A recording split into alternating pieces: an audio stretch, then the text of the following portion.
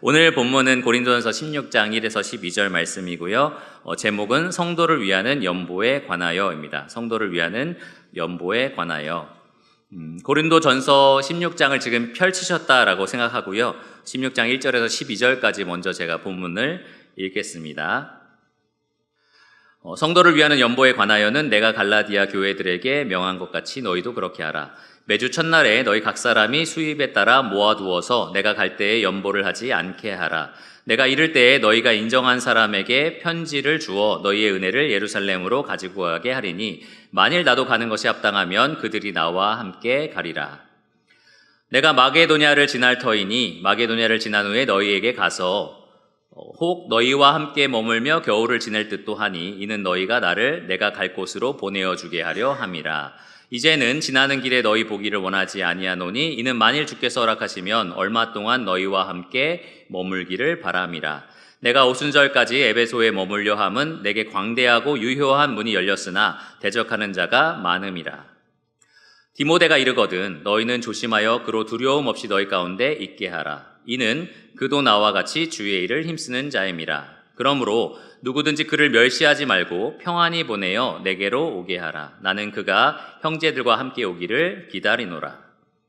형제 아볼로에 대하여는 그에게 형제들과 함께 너희에게 가라고 내가 많이 권하였으되 지금은 갈 뜻이 전혀 없으나 기회가 있으면 가리라.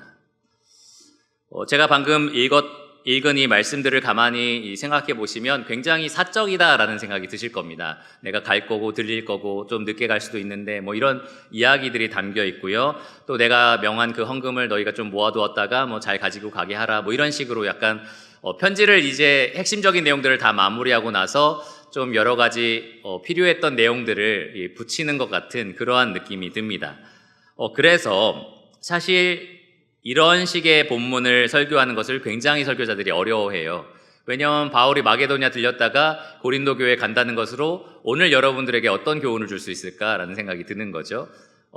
글쎄요, 여러분들이 집에 들렸다가 회사를 가는 것을 좀 생각을 해야 되는지 이렇게 이제 연관을 짓기가 굉장히 어렵다라는 겁니다. 그런데 여러분, 고린도전서 16장 이 모든 본문 말씀이 한 글자도 빠짐없이 성령의 감동하심으로 기록되었다라는 사실을 우리가 기억해야 되고요. 또 이 말씀이 그러니까 이 말씀을 접하는 모든 성도들에게 이 성령의 조명하심으로 분명히 전달되는 하나님의 음성이 있다라는 것을, 그 말씀이 있다는 것을 오늘 이 시간 우리가 좀 확인하기를 원합니다. 오늘 16장 1절에서 12절의 본문은 두 가지 주제로 나뉩니다. 1절에서 4절까지는 1절에 나와 있는 것처럼 연보에 관하여 말하고 있습니다. 연보에 관하여. 사도 바울은 무엇에 관하여는 이라는 이 표현으로 이 고린도전서 내내 어떤 주제들을 다루기 시작했었어요. 너희들의 이 성만찬에 관하여는 이런 식으로 이야기하고 결혼에 관하여는 이런 식으로 어쨌든 무엇에 관하여는 이라는 주제를 이렇게 시작하면서 편지를 기록해 왔습니다. 7장에 기록된 것처럼 고린도 교회 성도들이 사도 바울에게 쓴 어떤 내용이 있었던 거예요. 바울이요, 이것은 어떻게 해야 됩니까? 이것은 어떻게 생각해야 됩니까? 이렇게 질문했던 것들이 있는데 바울은 그것을 하나하나 이것에 관하여는 이라고 하면서 지금 자기의 생각들, 자기의 가르침들을 이렇게 쭉 기록해 왔습니다. 16장 1에서 4절까지는 성도에 관한 연보에 관한 내용을 지금 담고 있는 겁니다. 그리고 5절에서 12절까지는 사역에 관한 내용이 담겨 있습니다. 바울 자신과 디모데 그리고 아볼로까지 각각 고린도 교회 성도들을 향하여 어떤 사역 계획을 가지고 있는지 이렇게 하나하나 차례차례 계획을 말해주고 있는 내용입니다. 그래서 오늘은 이 두 가지 주제를 좀 다룰 건데요. 이 두 가지 주제를 통해서 결과적으로 제가 말씀드리고 싶은 것은, 그리고 하나님의 말씀이 우리에게 전달하고자 하는 내용은 과연 어떻게 우리가 하나님의 이 놀라운 복음 사역에 성도로서 동참할 수 있겠느냐라는 겁니다. 어떻게 우리가 이 하나님의 놀라운 은혜의 복음 사역에 동참할 수 있느냐라는 것을 좀 배우려고 합니다. 그래서 이 말씀을 마칠 때에는 우리가 진짜 그냥 앞서서 일하는 몇몇 복음의 어떤 사역자들 뿐만이 아니라 교회의 구성원인 모든 지체가 사실 하나님의 복음이라는 이 놀라운 사역에 동역자다, 협력자다라는 사실을 우리가 분명히 알기를 원하고요. 내가 마음과 뜻과 힘을 다해서 또 내가 가진 모든 소유를 다해서 하나님의 이 사역에 동참하겠다라는 결단을 내리기를 원합니다. 그러면 먼저 연보에 대해서 1에서 4절까지 좀 말씀을 나누겠습니다. 여기 유평교회에 몇 년 이렇게 이상 쭉 참석하신 분들은 이렇게 헌금에 대한 설교를 안 하는 교회가 있나라고도 좀 놀라셨을 수도 있습니다. 오늘은 헌금에 대한 설교를 하겠습니다. 왜냐하면 요즘 보니까 헌금을 잘 안 하시는 것 같고 이런 내용이 전혀 아니고요. 고린도전서를 차근차근 우리가 설교를 했는데 오늘 본문이 정확하게 그 연보를 다루기 때문에 그렇게 연보에 대해서 좀 말씀을 드리겠습니다. 연보가 굉장히 중요하다라는 것을 오늘 조금 말씀드리기를 원해요. 그런데 이 연보라는 단어 자체가 어떤 분들에게는 굉장히 좀 어려울 겁니다. 헌금이라는 것은 조금 알겠는데 연보라는 것은 들어본 적이 좀 없는 분들도 분명히 계실 거예요. 그래서 제가 사전을 찾아봤더니 두 가지 뜻이 있었습니다. 첫 번째 연보에 대한 뜻은 자기의 재물을 내어 다른 사람을 도와줌이라는 뜻을 가지고 있습니다. 구제 쪽이 조금 가깝다라는 생각이 드실 거예요. 그리고 두 번째 뜻은 주일이나 축일에 하나님에게 돈을 바침이라고 되어 있습니다.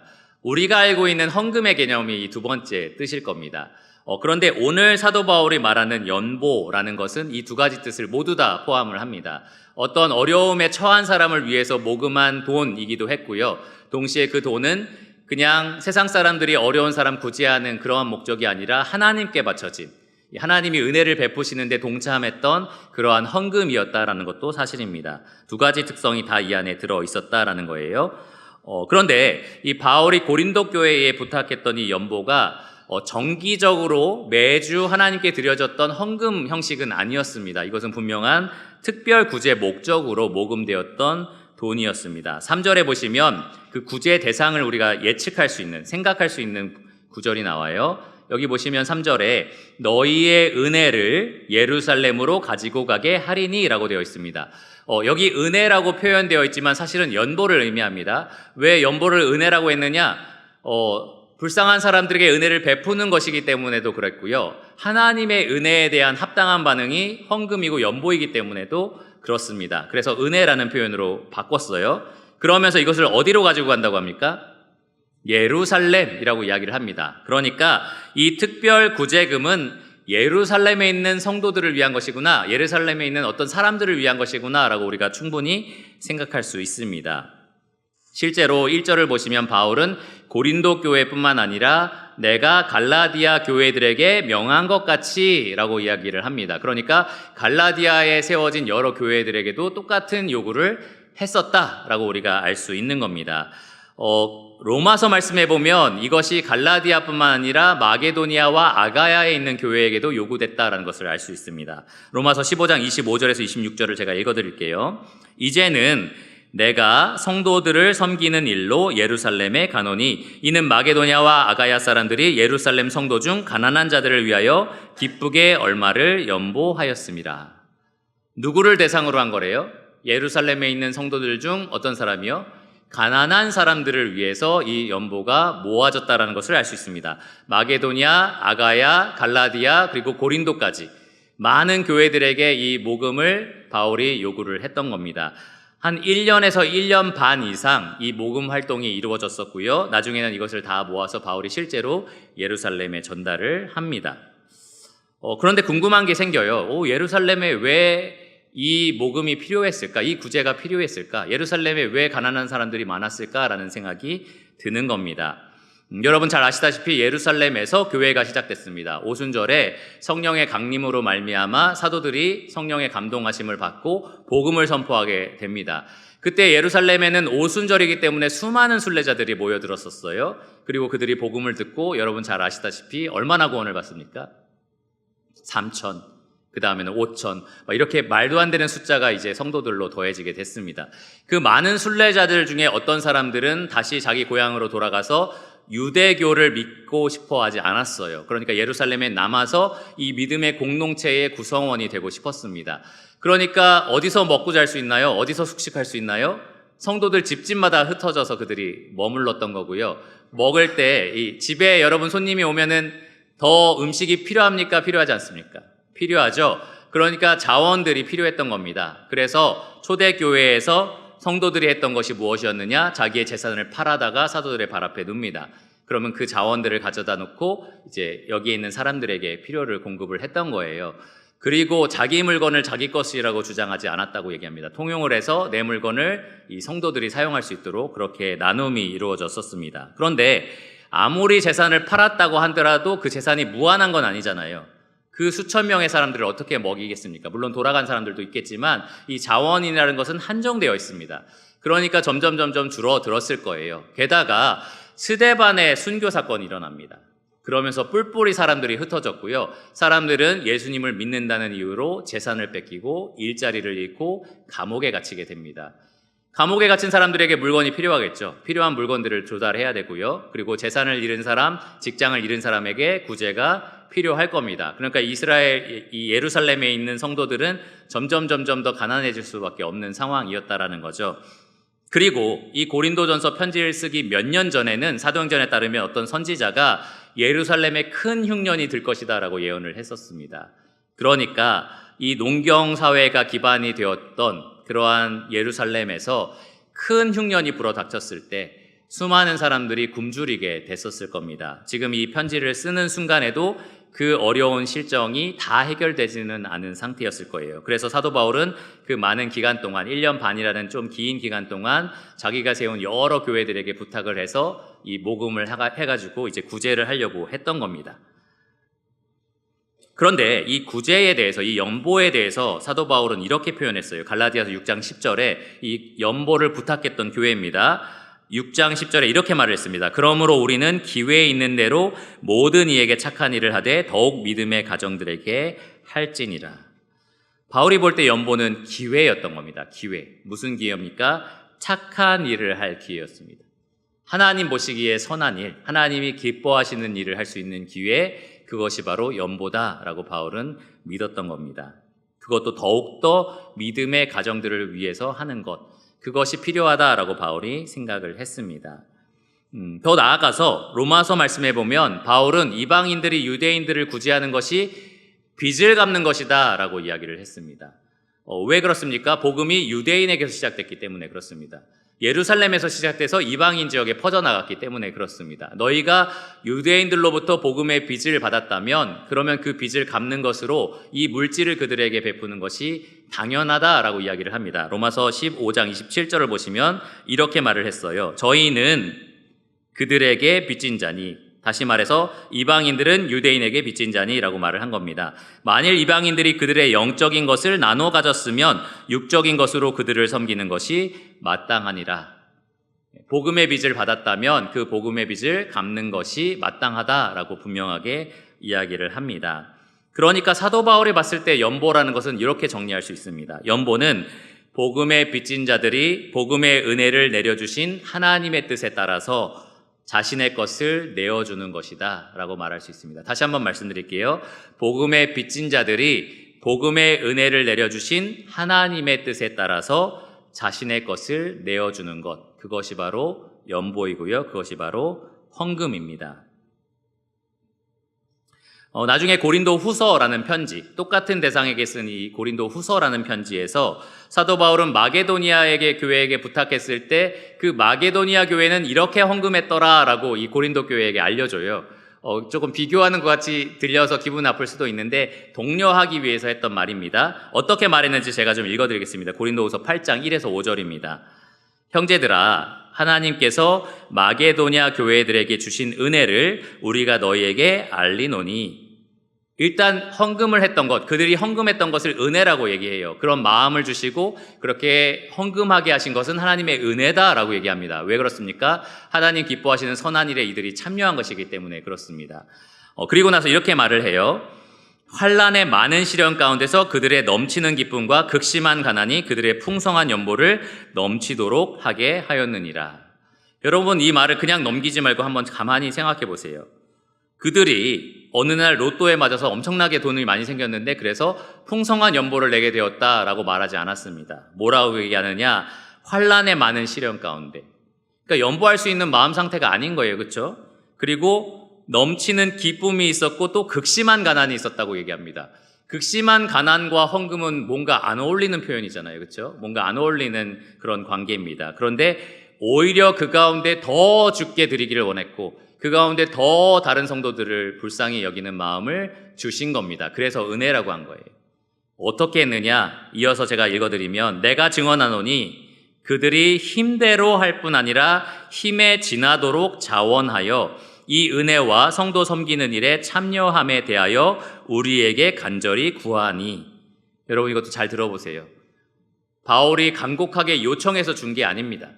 그들이 간절히 구했다고 해요. 우리가 그렇게 하도록 해주십시오라고 성도들이 구했다라고 이야기를 하는 겁니다.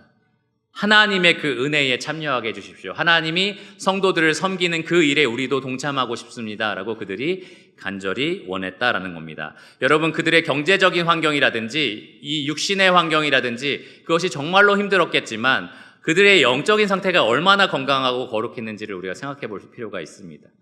이게 은혜라는 거예요. 그게 헌금으로 나타났다라는 겁니다. 바울은 이렇게 마지막으로 이야기했습니다. 그들이 먼저 자신을 주께 드리고 또 하나님의 뜻을 따라 우리에게 주었도다. 그래서 헌금이 바로 이렇게 정의되는 겁니다. 헌금은 자신을 주님께 드리는 것, 그리고 하나님의 뜻에 따라서 자신의 것을 다른 사람을 위해서 드리는 것, 그것이 바로 헌금입니다.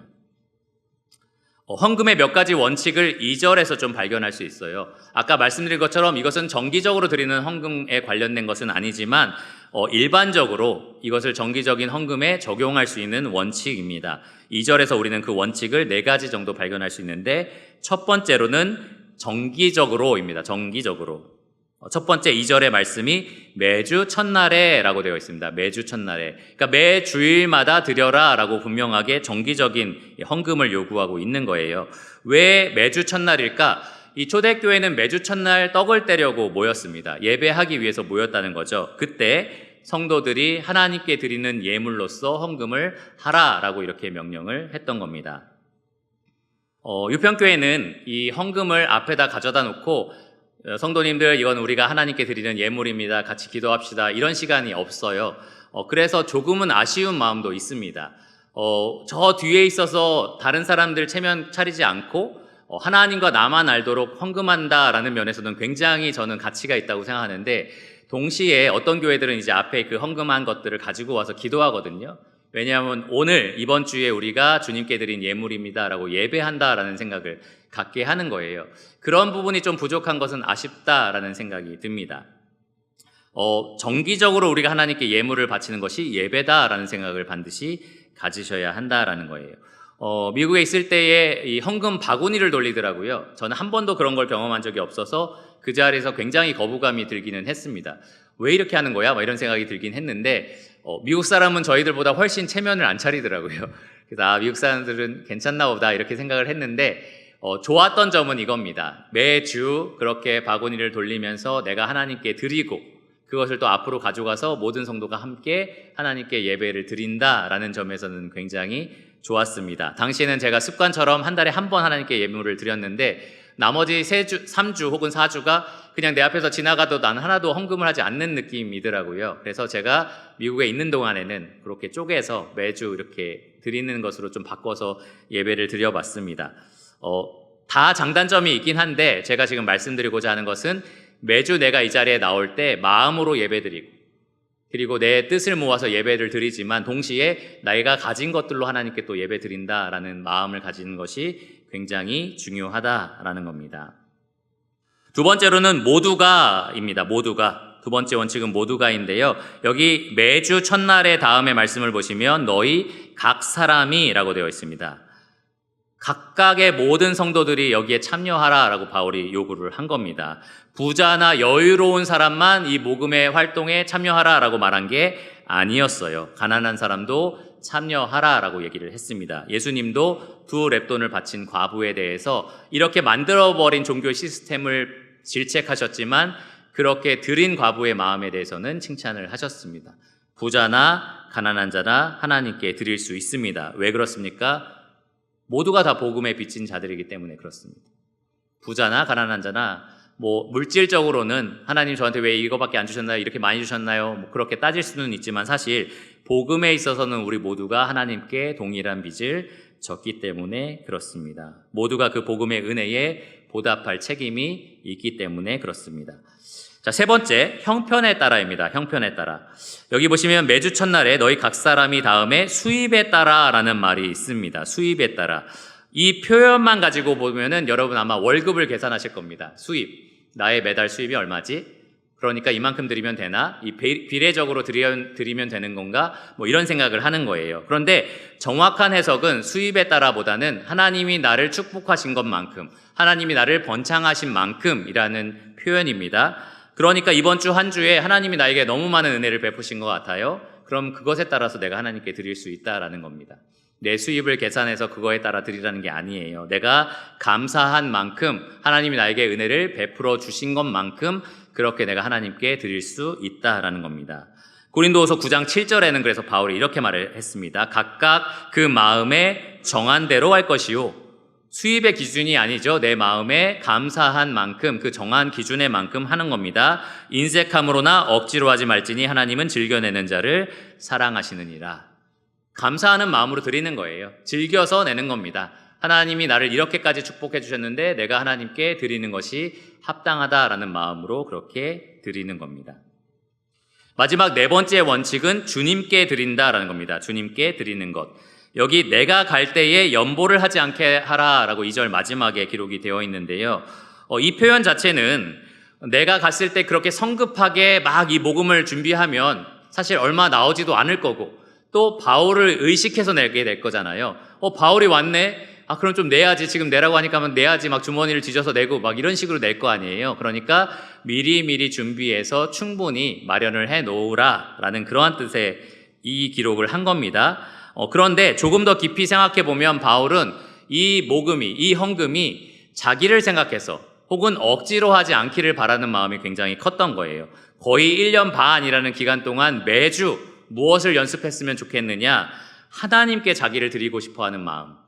그리고 하나님이 은혜로 성도들을 섬기고 그 궁핍함을 돌아보시는데 나도 참여하고 싶다라는 그 진심으로 헌금하기를 바울은 간절히 바랬던 겁니다. 나 갈 때 그렇게 급하게 억지로 하지 말고 그 전에 그렇게 신실하고 그리고 주님을 생각하는 마음으로 헌금하라라고 이렇게 이야기를 했던 겁니다. 헌금을 자동이체로 하시는 분들이 계실 겁니다. 그랬을 때 장단점이 있어요. 내가 까먹고 못 내는 경우가 있었는데 잊지 않고 계속 내게 돼서 다행이다라는 게 좋습니다. 그런데 단점도 있습니다. 수도세, 전기세 내는 거랑 비슷하게 느껴지는 거예요. 그냥 쑥 빠져나가고 나갔네 이렇게 이제 생각을 하는 거죠. 어떤 면에서 좀 아쉽습니다. 예전에 과거에 자동이체 이런 것들이 없었을 때 성도님들을 어떻게 헌금하셨냐면 은행에 가서 신권으로 다 바꿔서 그렇게 헌금을 하셨어요. 그래서 지금부터 여기 유평교회 성도님들은 모두 다 은행에 가서 신권으로 바꾸라는 말이 절대 아닙니다. 그런데 저는 왜 그렇게 했는지 그 마음을 좀 헤아려 보자라는 겁니다. 너무 아름답지 않나요? 주님께 새 것을 드리고 싶고 주님께 더 준비된 것을 드리고 싶은 그 마음. 그 마음을 오늘날 우리는 간직하고 있냐라는 것을 좀 생각해 볼 필요가 있습니다. 헌금을 할 때 내가 이것을 주님께 드리고 주님께 나의 마음을 표현한다라는 그러한 진심이 거기에 담겨 있느냐라는 것을 좀 생각해 볼 필요가 있다라는 겁니다. 3절과 4절에서 사도 바울은 이 헌금을 굉장히 중요한 것으로 고귀한 것으로 여겨서요. 이것이 예루살렘에 전달되는데 굉장히 신중한 과정을 거치겠다라고 지금 설명을 합니다. 3절을 보시면 내가 이를 때에 너희에게 갈 때에 그 준비된 연보를 나한테 줄 텐데 이렇게 말을 해요. 잘 들어보세요. 너희가 인정한 사람에게 편지를 주어 너희의 은혜를 예루살렘으로 가지고 가게 하리니. 무슨 말이냐? 이 고린도 교회가 인정한 사람, 신뢰할 수 있고 믿을 수 있는 사람들이 이 헌금을 예루살렘으로 가져가게 하겠다라는 겁니다. 가져갈 뿐만 아니라 내가 편지를 직접 써서 그들에게 같이 줄 건데 그러면 예루살렘 장로들이 받았을 때 이것은 사도의 권위 아래서 모여진 그 헌금이구나, 우리를 구제하라고 주신 그 헌금이구나 라는 것을 이해할 수 있도록 내가 도와주겠다라고 지금 이야기를 하는 겁니다. 왜 교회가 인정할 만한 사람이 이것을 맡아야 됐느냐? 못 믿을 사람이면 중간에 슬쩍할 수도 있겠죠. 그런 위험도 있었을 거예요. 그리고 이 당시에 헌금이 무슨 5만 원권이라든지 수표라든지 이런 게 어디 있겠어요. 다 동전입니다. 그러니까 굉장히 많이 모여있는 이 헌금, 고린도후서에서는 거액의 연보라고 기록이 되어 있습니다. 이것을 가지고 이동할 때는 많은 행렬들이 필요했을 거예요. 가축도 있을 거고 사람들 눈에 쉽게 띄었다는 거죠. 그러니까 그것을 지켜내야 될 사람들도 있었고 관리해야 될 책임이 막중했던 겁니다. 그러니까 고린도 교회 성도들이 생각할 때에 정말로 믿음직한 사람들을 세워라. 그만큼 귀한 헌금이다라고 얘기를 하는 거예요. 나도 편지를 써서 그것을 지켜주겠다라고 얘기를 했고요. 4절을 보시면 더 나아가서 만일 내가 직접 가는 것을 원한다면 같이 가겠다라고도 이야기를 합니다. 왜 헌금을 이렇게 소중히 여길까요? 왜 이렇게 이 성도들이 바쳤던 동전들, 이것들을 이렇게 귀하게 여겼을까요? 거액이라서 그런 것만은 아닙니다. 이것이 하나님께 바쳐진 예물이라서 그렇습니다. 하나님이 받으신 예물이라서 그래서 귀하게 여긴 겁니다. 하나님의 뜻대로 성도들을 섬기는 은혜의 도구였기 때문에 이것을 함부로 대할 수가 없었던 겁니다. 그러니까 여러분, 혹시라도 헌금을 내가 교회의 회원이기 때문에 내는 회비다라고 생각하시면 안 됩니다. 혹은 헌금을 나는 성도이기 때문에 응당 내야 되는 세금이다라고 생각하시면 안 됩니다. 여러분이 드리는 헌금은 하나님께 바쳐진 예물입니다. 그만큼 귀한 거라는 거예요. 하나님이 그것을 통해서 은혜로운 일들을 직접 이루십니다. 하나님이 사용하시는 자원이라는 거예요. 그러니까 귀합니다. 여러분, 구약시대에 이 성막에 바쳐진 성막에서 사용된 떡이라든지 어쨌든 하나님께 구별되어 있던 물건 함부로 만지면 어떤 처벌을 받았죠? 죽습니다. 그렇죠? 죽어요. 왜 그렇습니까? 그냥 떡인데 하나님께 구별된, 하나님께 바쳐진 것이기 때문에 그렇습니다. 헌금이 그래요. 그렇게 귀합니다. 그렇게 신중하게 다뤄야 하는 것들입니다. 우리가 복음의 은혜를 받았다면 그 복음의 빚진 자로서 응당 하나님께 드려야 할 감사의 제물인 거고요. 그리고 궁핍한 형제 자매들을 돕기 위한 우리의 간절한 심정이 담겨 있는 하나님의 은혜의 도구가 되는 겁니다. 그렇게 헌금을 소중히 여겨야 하는 거예요. 요한일서 3장 17절에 보면 이런 말을 했습니다. 사도 요한이 누가 이 세상의 재물을 가지고 형제의 궁핍함을 보고도 도와줄 마음을 닫으면 하나님의 사랑이 어찌 그 속에 거하겠느냐. 분명히 주변에 궁핍한 형제 자매들이 보여요. 그리고 나는 하나님이 주신 세상의 재물들이 있습니다. 누가 도와주겠지 하고 마음을 닫아버린 거예요.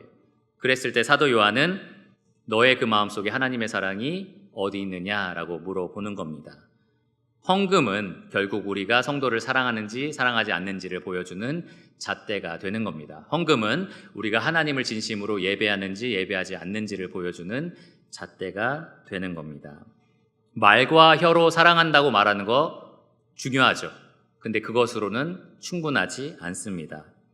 요한은 행함과 진실함으로 사랑하자라고 얘기를 해요. 우리가 하나님을 진심으로 행함으로 사랑한다는 것을 보여주는 잣대 중에 하나가 바로 헌금이고요. 우리가 형제자매를 진심으로 행함으로 사랑한다라는 것을 보여주는 잣대가 바로 헌금입니다. 그러니까 여러분, 오늘 헌금 설교하는 날이라고 말씀드렸잖아요. 마지막으로 힘 주어서 말씀드리는데 여러분의 헌금 생활을 쭉 한번 돌아보시기를 바랍니다. 나는 하나님을 얼마나 사랑하는가?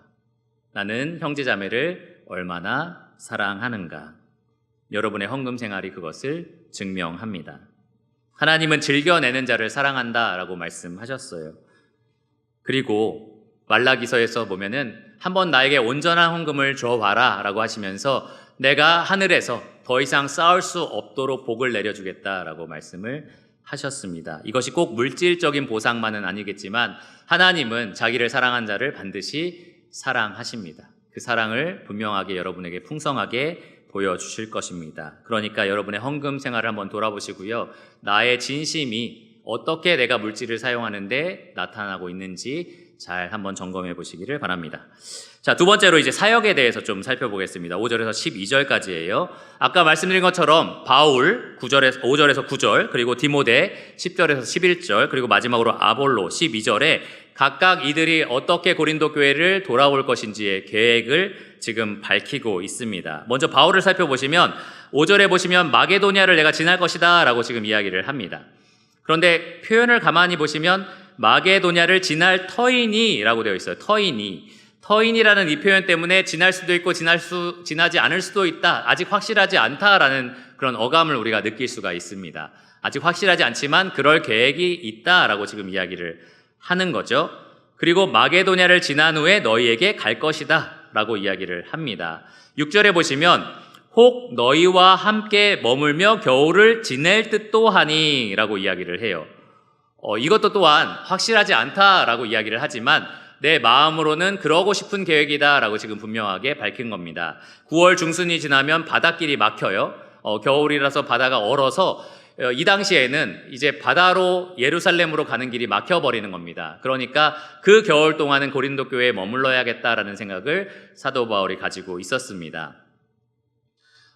그런데 이 고린도 교회에 가서 바울이 하고 싶었던 일이 있었던 거예요. 무엇이었느냐? 이 고린도전서에 내내 기록되어 있었던 고린도 교회 문제를 바울이 직접 와서 다루고 싶었던 겁니다. 편지는 사실 급하게 처방을 한 거예요. 자기가 지금은 갈 수 없는 상황이니까 편지로서 그들을 권면하려고 했던 거고요. 그리고 나서 자기가 이 마게도니아를 지나서 그들을 방문하여서 한참 같이 있으면서 그들의 여러 가지 문제들을 다뤄주고 다시 세워주고 위로하고 격려하고 이러한 일들을 바울이 하려고 했었습니다. 그래서 7절에 이렇게 말을 하는 겁니다. 이제는 지나는 길에 너희를 보기를 원하지 아니하노니, 그러니까 잠깐 들렸다가 가고 싶은 게 아니다라는 거예요. 이는 만일 주께서 허락하시면 얼마 동안 너희와 함께 머물기를 바람이라. 여기서 주께서 허락하시면 이라는 이 말을 통해서 바울이 그동안 나는 거기에 갈 수도 있다라는 식으로 잘 확실하지 않게 표현한 그 이유를 우리가 발견합니다. 바울은 모든 사역의 계획을 주님의 인도하심에 맡기고 있습니다. 주님이 허락하시면 가고 주님이 허락하지 아니하시면 못 갈 수도 있다라는 생각을 가지고 지금 한 발 한 발 움직이고 있었습니다. 그러나 분명한 것은 바울은 고린도 교회 성도들을 얼굴과 얼굴을 대해서 만나고 싶었어요. 그리고 그들이 가지고 있었던 문제를 직접 가서 그렇게 해결해 주고 싶었습니다. 가서 눈물로 그들을 간곡히 권면하고 해서 이 여러 가지 분열의 문제와 이 지저분한 여러 가지 고린도 교회 문제들을 다시 바로 잡아주기를 간절히 원했던 겁니다. 그런데 왜 못 가느냐? 8절과 9절에 기록되어 있습니다. 8절, 내가 오순절까지 에베소에 머물려 함은 지금 못 간다는 거예요. 오순절까지는 에베소에 머물러야 한다라고 지금 이야기를 합니다. 왜 그렇습니까? 9절에 내게 광대하고 유효한 문이 열렸기 때문이다 라고 이야기를 합니다.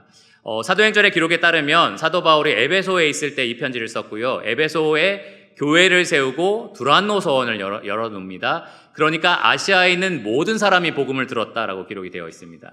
아시아가 굉장히 넓은 지역이거든요. 수많은 사람들이 살았습니다. 그런데 그렇게 표현할 만큼 수많은 사람들이 두란노 서원으로 몰려들어서 복음을 들었던 거예요. 바울이 말한 것처럼 광대한 문이 열렸던 겁니다. 그리고 유효하다라고 말하고 있잖아요. 무슨 말이냐? 바울이 전한 복음으로 열매들이 계속해서 걷어지고 있었던 겁니다. 거듭나는 역사가 일어나고 있었던 거예요. 그러니까 고린도 교회 이 시끄러운 이야기들, 그 교회가 겪을 여러 가지 어려움들, 고통들을 다 들었지만 아직은 못 간다라고 지금 이야기를 하는 겁니다. 지금 이 사역의 문이 열려 있는 동안에는 나는 못 간다라고 분명하게 이야기를 하고 있습니다. 단지 구원받는 역사가 일어나고 수많은 사람이 복음을 듣고 싶어하고 이런 좋은 일만 있었던 건 아니에요. 9절 마지막에 보시면 대적하는 자가 많다라고도 표현을 합니다. 고린도후서 1장 8절과 9절을 보면 바울이 이때의 심정을 이렇게 고백을 했습니다. 형제들아, 우리가 아시아에서 당한 환난을 너희가 모르기를 원하지 아니하노니 힘에 겹도록 심한 고난을 당하여 살 소망까지 끊어지고 우리는 우리 자신이 사형 선고를 받은 줄 알았으니 이는 우리로 자기를 의지하지 말고 오직 죽은 자를 다시 살리시는 하나님만 의지하게 하심이라. 바울의 심정이 어땠느냐? 나는 이제 죽었구나 라는 심정이었습니다. 에베소에서 복음을 전할 때 열매들이 막 걷어지고는 있었지만 이러다 나는 죽겠구나, 나는 이미 사형 선고를 받은 것처럼 지금 사역을 하고 있구나 라는 생각을 가질 만큼 그런 심한 고난을 당하고 있었던 겁니다.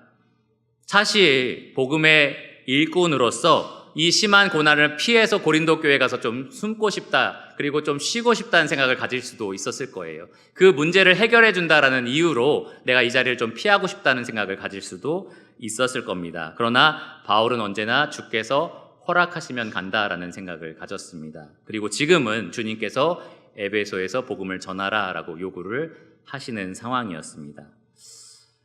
어떤 심정으로 바울이 지금 자기의 사역의 계획을 말했는지 여러분 잘 아실 겁니다. 이렇게 힘써서 환난을 겪어가면서 살 소망이 끊어진 상태로 복음을 열렬하게 전하고 있는 바울에게 동역할 수 있는 기회가 있었습니다. 이 고린도 교회가 힘을 보탤 수 있는 기회가 있었어요. 여기 6절에 보시면 바울이 이런 표현을 씁니다. 혹 너희와 함께 머물며 겨울을 지낼 듯도 하니 이는 너희가 나를 내가 갈 곳으로 보내어 주게 하려 함이라. 내가 너희와 함께 머물고 나서는 너희가 내가 갈 곳으로 보내줘야 한다라고 이야기를 하는 겁니다. 나를 좀 보내줬으면 좋겠다라고 지금 요청을 하는 거예요. 여기 보내주다라고 사용된 단어가 프로펜포라는 헬라어 단어인데 굉장히 특별한 의미를 가지고 있고 전문적인 용어입니다. 무슨 용어냐? 후원하다라는 뜻을 가지고 있습니다. 특별히 복음의 일꾼을 지원하고 돕는 것을 말해요. 그러니까 바울은 이 표현을 통해서 나 어디로 갈 건데 그냥 잘 보내줘 이런 식으로 말한 게 아니에요. 내가 갈 때 필요한 경비를 나는 너희에게 요구할 거다. 내가 갈 때 필요한 어떤 도움을 너희에게 요구할 거다. 내가 가서 거기서 먹고 쉴 수 있는 것들을 너희가 줄 것을 나는 기대한다 라고 이야기한 겁니다. 내가 어떤 가는 길에 도움이 필요하다면 너희가 나와 함께 동행할 사람들도 붙여줄 것을 나는 기대한다 라고 이야기를 했던 겁니다. 예수님의 방식이에요. 예수님이 제자들을 이 마을 곳곳으로 보낼 때에 신발도 여분을 갖게 하지 못하고 옷도 여분을 갖지 못하게 하고 배낭도 하나만 준비하게 하고 돈도 딱 필요한 것만 준비하게 하셨습니다. 그리고 누구든지 너희를 영접하는 자가 너희의 필요를 돌볼 것이다 라고 말씀을 하셨습니다. 바울도 지금 그렇게 부탁을 하는 거예요. 내가 하고 있는 이 복음의 사역에 이 복음으로 빚진 자들인 너희가 동참할 수 있다라고 이야기를 하는 겁니다. 내가 필요한 그것을 줌으로써 그렇게 할 수 있다라는 겁니다. 여러분 오늘날도 여러분이 이 하나님께 드리는 헌금으로써 그리고 특별히 더 여러분이 후원하고 돕는 일로써 복음의 일꾼들과 동역할 수 있습니다. 그리고 그렇게 하셔야 합니다. 유명한 일꾼들이 있죠. 바울을 비롯하여 찰스 스펄전이라든지 조지 뮬러라든지 그런 유명한 일꾼들에 대한 전기문을 쓴 사람이 있는데 그 사람은 독특하게 제가 읽어봤는데 독특하게 그 일꾼들 말고 그 일꾼들을 후원한 사람들의 이름을 거기다 집어넣고 이렇게 전기문에 같이 다룬 것을 본 적이 있습니다. 그러면서 그 사람이 이런 말을 했어요. 이 사람을 후원한 이름들이 지금 기억은 안 나는데 이런 식으로 말을 합니다. 이 사람이 없었다라면 찰스 스펄전은 없었다. 이 사람이 없었다라면 조지 뮬러는 없었다. 이 사람이 없었다라면 사도 바울은 없었다. 그러니까 바울 혼자 사역한 게 아닙니다. 찰스 스펄전 혼자 복음 전한 거 아닙니다. 조지 뮬러 혼자 고아원 사역을 한 게 아니에요. 이름 모를 수많은 성도들이 여기에 동참하고 후원하였기 때문에 하나님의 복음 사역이 이루어진 겁니다. 여러분 그렇게 하실 수 있습니다. 이 복음 사역에 동참하실 수 있습니다. 두 번째, 10절에서 11절까지 디모데를 이야기합니다. 디모데를 보낼 거다라고 분명하게 얘기하는데 왜 디모데를 바로 보내느냐? 바울이 지금 못 가기 때문에 그래요. 그래서 대리로서 디모데를 보냅니다. 10절에 보시면 디모데가 이르거든 이라고 말하는 걸 볼 때 이미 보냈다라는 것을 우리가 예측할 수 있습니다. 디모데는 이미 파송된 거예요. 그런데 여러분 잘 아시다시피 고린도 교회는 지금 사도 바울의 사도권도 부정하고 있는 상황이었습니다. 이 바울의 원수같이 행하는 사람들이 고린도 교회에 박혀 있었어요. 그들은 바울의 사도권도 부정하고 바울의 가르침도 무시하고 그런데 사도도 아닌 디모데가 온다고 하는 거예요. 바울보다 훨씬 어린 디모데가 오는 겁니다. 교회를 세운 아버지 같은 바울이 아니라 그가 함께 일하는 디모데를 대신 보낸 겁니다. 바울도 무시받는데 디모데도 무시받을 수 있지 않을까요? 디모데가 가서 무슨 일을 하려고 할까요? 바울이 지금 이 편지로 하고 싶었던 말들을 바울이 지금 못 오니까 디모데가 가서 대신 했었을 겁니다. 너희들 지금 만찬 예배 이렇게 한다며 이거 고쳐야 돼. 너희들 지금 바나바 아니죠. 아볼로 바울 이런 식으로 막 분파를 이뤘다며 그거 빨리 하나로 만들어야 돼. 이런 얘기를 아마 디모데가 해야만 했었을 겁니다. 그런데 바울도 무시받는데 어떻게 디모데를 이 성도들이 받을 수 있을까라는 생각이 드는 거죠. 그래서 10절과 11절에 바울이 이렇게 이야기를 합니다. 너희는 조심하여 그로 두려움 없이 너희 가운데 있게 하라. 이는 그도 나와 같이 주의 일을 힘쓰는 자임이라. 그러므로 누구든지 그를 멸시하지 말고 평안히 보내어 내게로 오게 하라. 나는 그가 형제들과 함께 오기를 기다리노라. 이 말씀을 가지고 수많은 현대 기독교 학자들이 디모데는 두려움이 많은 성정을 가진 사람이었을 거다라고 추측을 합니다. 근데 저는 그렇게 생각하지 않습니다. 여러분, 3조각, 4조각 나 있는 교회를 중재하러 갈 때 두렵지 않은 사람이 누가 있겠습니까? 사도 바울도 무시받고 있고 멸시받는 상황에서 거기 가서 내가 진리를 말해야 된다는 거 안 두려워할 사람이 누가 있겠냐는 거죠. 디모데는 굉장히 두렵고 떨리는 일을 하러 지금 간 겁니다. 사실은 그렇게 뿔뿔이 찢어져 있는 교회에 각 측으로부터 지금 비난을 받을 수 있는 상황이었고요. 그리고 모두가 그를 그냥 비난하고 무시할 수 있는 그러한 상황이었습니다. 바울은 절대로 그를 멸시하지 말라라고 하면서 그도 주님의 일을 하는 사람이다라고 얘기를 합니다. 그냥 내 밑에서 일하는 디모데 정도로 생각하지 말라는 거예요. 이 사람도 나랑 똑같이 주님을 대신하여 일하는 주님의 일꾼이다라고 이야기를 하는 겁니다. 누구든지 디모데를 멸시하는 자가 있다면 그럼 누구를 멸시하는 거죠? 주님을 멸시하는 것이다라고 분명하게 경고를 하는 겁니다. 여기 10절에 보시면 이러한 복음의 일꾼들을 돕는 방법 첫 번째가 다시 한번 언급이 됩니다. 이 디모데로 하여금 두려움 없이 너희 가운데 있게 하라라는 이 표현을 보면 디모데가 그 가운데 있으면서 필요한 것들을 지원하라라는 의미를 조금 내포하고 있어요.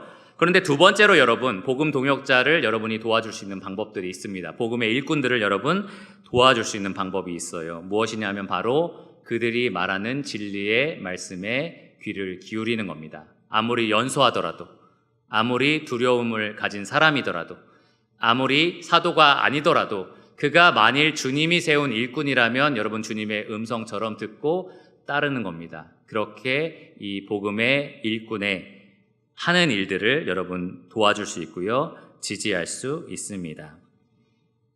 마지막 세 번째 12절은 굉장히 저에게 흥미로운 표현이었어요. 왜 아볼로를 언급했을까라는 생각이 들었습니다. 아볼로는 이 게바, 베드로와 또 바울과 더불어 이 고린도 교회가 지금 찢어지게 만든 장본인 중에 하나였어요. 물론 아볼로가 그렇게 만든 사람은 절대 아니었습니다. 그런데 사람들은 아볼로를 앞세워서 지금 하나의 팔을 만들어 놓은 상태였습니다. 그런데 아볼로에 대해서 왜 언급했을까라는 생각이 드는 거죠. 그냥 이거 빼놓고 편지를 마무리했어도 되지 않았을까? 그냥 긁어부스럼 아닌가? 이런 생각이 좀 들었던 거죠. 그런데 아마도 고린도 교회 성도들이 아볼로는 오나요? 아볼로가 우리 교회 왔으면 좋겠는데 이런 요청들을 했던 것 같습니다. 그래서 12절 시작이 형제 아볼로에 대하여는 이라고 이야기합니다. 너희들이 물어본 아볼로에 대해서 이야기해 주겠다라고 지금 이야기를 하는 거예요. 그런데 굉장히 흥미로운 표현은 형제입니다. 형제. 고린도 교회 성도들은 아볼로 그리고 베드로, 바울 이렇게 각각 이름을 앞세워서 찢어져 있는 상태였지만 정작 아볼로와 이 바울 사이는 형제 사이였다라는 거죠. 친밀한 그리스도 안에 형제 사이다라는 것을 분명하게 밝힙니다. 너희는 우리 이름을 걸고 지금 찢어져 있지만 우리는 이렇게 서로 형제라고 부른다라고 분명하게 말하고 있습니다. 왜 고린도 교회 성도들이 아볼로를 이렇게 애타게 원했을까? 바울은 복음을 심은 사람이었고요. 아볼로는 물을 준 사람이었기 때문에 그렇습니다. 비유로 말하면 바울은 그들을 낳은 아버지였고요. 아볼로는 그들을 기른 아버지였기 때문에 그들을 길러준 아버지가 와서 이 문제들을 좀 해결해 줬으면 하는 마음도 있었을 겁니다. 그래서 바울은 내가 여러 번 그에게 권했다라고 분명하게 이야기를 해줍니다. 그런데 아볼로가 지금 갈 뜻이 없고 언젠가 갈 것이다 라는 말을 합니다. 기회가 있으면 갈 것이다. 이런 짧은 표현을 통해서 아볼로도 분명히 생각이 있고 분명히 기회가 있으면 너희를 만날 것이다 라는 위로와 소망을 지금 건네주고 있습니다. 지금까지 5절에서 12절의 여러 사역들과 그리고 앞에 1에서 4절까지 헌금에 대한 말씀들을 보면서 저는 이런저런 생각들이 좀 들었어요. 요즘에 그런 말들이 요즘은 아닌데 한때 좀 유행이었던 것 같습니다. 부모님들이 이 아빠, 엄마가 이제 자녀들에게 이런 말들을 해요. 아빠가 처음이라서 미안해. 엄마도 엄마가 처음이라서 미안해. 이런 말들을 하는 거죠. 그래서 제가 처음에 이 이야기를 들었을 때는 와, 인본주의다. 애들을 너무 그냥 약하게 키운다. 이런 생각을 좀 했었어요. 그냥 매로 때리고 아니면 권면도 하고 이렇게 잘 키워야 되는데 그냥 뭔가 미안하면 계속 미안해. 나도 처음이야. 미안해. 이렇게 해야 되는 건가? 이런 생각을 했었는데 그게 부모님의 솔직한 심정이긴 한 것 같습니다. 나도 진짜 부모가 처음이라서 실수도 많고 그 실수는 고스란히 자녀들이 맛보게 되어 있고 그러니까 미안한 마음이 부모에게는 솔직하게 들 것 같아요. 내가 조금 더 일찍 구원받았다면은 어렸을 때부터 너에게 좋게 좀 할 수 있었을 텐데, 내가 구원받더라도 조금 더 많이 성화가 되었다면 이런 연약함은 너에게 안 보여줬을 텐데, 아이들이 지금 좀 이런 모습을 보면 나 때문인가 이런 생각들이 이제 부모 마음에는 있는 겁니다. 근데 동시에 자녀들도 사실 자녀가 처음이잖아요, 그렇죠? 그래서 효도가 뭔지 잘 모르고 그렇게 자라나요. 소리도 질렀다가 부모님 미워 없어졌으면 좋겠어 이런 말도 했다가 막 그러다가 이제 철이 들면서 아이고 좀 효도 더 잘할 걸, 내가 좀 철이 좀 빨리 들었으면 어땠을까 이런 생각이 좀 드는 겁니다. 이 고린도전서를 마무리하면서 특별히 16장 1에서 12절을 보면서 저는 그런 생각이 좀 들었습니다.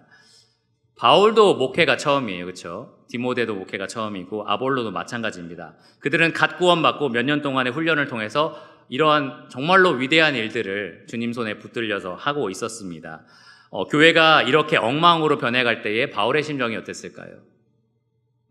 바울은 한 서신서에서 자기가 받은 수많은 육신의 고난들과 굶주림과 그리고 난파돼서 둥둥 떠 있었던 그런 날들에 대해서 회상을 하면서 이보다 훨씬 더 고통스러운 것, 날마다 내 마음을 짓누르는 고통이 있다라고 하면서 그게 교회에 대한 염려라고 얘기를 했었습니다. 내가 세운 교회, 내가 낳은 교회가 이렇게 엉망으로 찢어지고 있고 무너지고 있고 그리고 복음의 원수로서 행하고 있는데 바울의 마음이 어땠을까라는 생각이 드는 거예요. 나도 처음이라 실수가 많아서 이런 일들이 일어났겠구나라는 자책하는 마음도 분명히 있었을 겁니다. 그리고 이 고린도 교회 성도들을 봤을 때 도대체 이들은 어떻게 회복이 될 수 있을까? 도대체 이들은 어떻게 이 어려운 문제들을 해결할 수 있을까라는 생각이 같이 들었어요. 외부에서는 엄청난 이 핍박, 이 생명이 끊어질 것 같은 그러한 핍박이 있었고 내부에서는 교회가 찢어질 것 같은 갈등이 있었던 상황입니다. 근데 바울은 고린도후서 1장 9절에 이런 말을 했어요. 이는 우리로 자기를 의지하지 말고 오직 죽은 자를 다시 살리시는 하나님만 의지하게 하심이라. 하나님이 계시기 때문에 우리는 교회를 세워갈 수가 있습니다. 목회자도 처음이라 실수가 많고요. 사람인지라 연약한 게 많습니다. 성도들도 이 목회자들과 똑같이 연약함이 많고요. 거룩함을 이루어가는 과정 중에 그렇게 티나 주름 잡힌 것들을 많이 보여주고 있습니다. 그런 우리가 어떻게 하나가 되어서 복음의 동역자가 되고 어떻게 이 교회를 세워서 이 그리스도의 이름을 들어 높이는 그런 교회를 이룰 수 있을까?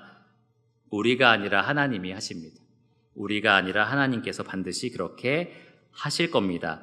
그런데 우리가 동역할 수 있어요. 이 일에 함께 동참할 수 있습니다. 어떻게 할 수 있습니까? 나 자신을 하나님께 드리는 겁니다. 나 자신을 하나님께 기쁨으로 드리는 겁니다. 복음의 빚진 자로서 하나님 저의 자신을 받아주세요 라고 하나님께 온전히 드리는 겁니다. 하나님께서 어려운 사람들, 궁핍한 사람들을 도와주시는데 내 가진 이러한 것들이 쓰임받기를 원합니다 라고 우리가 그렇게 드리는 겁니다. 복음의 동역자들에게, 복음의 일꾼들에게 내가 물질적으로 돕고 지지하고 그리고 그들이 말씀을 선포한다면 그 말씀을 경청하는 겁니다. 우리 모두가 연약하지만 우리 모두가 그렇게 하나님의 자녀들로서 교회의 지체로서 함께 지어져 간다면 하나님 우리 교회를 분명히 기쁨으로 사용해 주실 것이라고 믿습니다. 여러분도 그렇게 믿으십니까? 네, 기도하고 말씀을 마치겠습니다.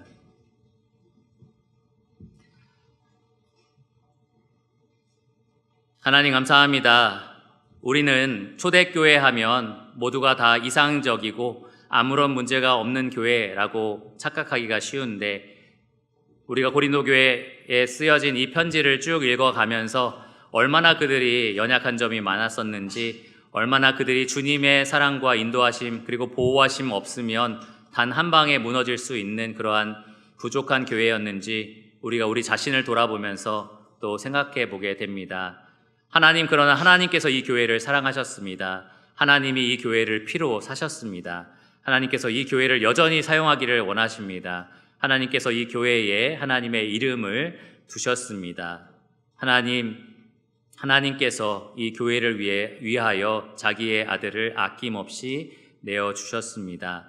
이 복음의 은혜를 우리가 절절히 깨닫고 있다면, 우리가 진심으로 그 복음의 빚진 자라는 사실을 알고 있다면 하나님, 우리가 우리 가진 모든 것들을 하나님께 내어드리는 자가 되게 하여 주시기를 원합니다. 우리의 시간, 우리의 물질, 그리고 우리 영혼 그 자체도 모두가 다 하나님의 것입니다. 하나님 손에 사용하시기를, 기뻐하시기를, 그렇게 사용하여 주시기를 또 간절히 구합니다. 하나님 그렇게 하셔서 이 교회를 통하여 광대하고 유효한 복음의 문이 열리게 하여 주시기를 원합니다. 수많은 외부의 압박과 이 생명이 끊어진 것 같은 그런 환난과 그리고 모두 다 찢어져 갈 것 같은 그러한 내부의 갈등들이 이 교회를 강타한다 할지라도 하나님께서 이 교회를 지키십니다. 그리스도라는 반석 위에 이 교회를 굳게 세우실 것입니다. 하나님 이 교회를 통해서 계속해서 그리스도의 은혜와 그리스도의 복음이 선포될 수 있도록 귀하게 이 교회를 사용하여 주시기를 간절히 구합니다. 하나님 우리 모두가 그 일에 기쁨으로 동참하기를 원합니다. 하나님 우리를 사용하여 주시기를 간절히 구합니다. 모든 것을 예수님 이름으로 감사하며 기도드렸습니다. 아멘.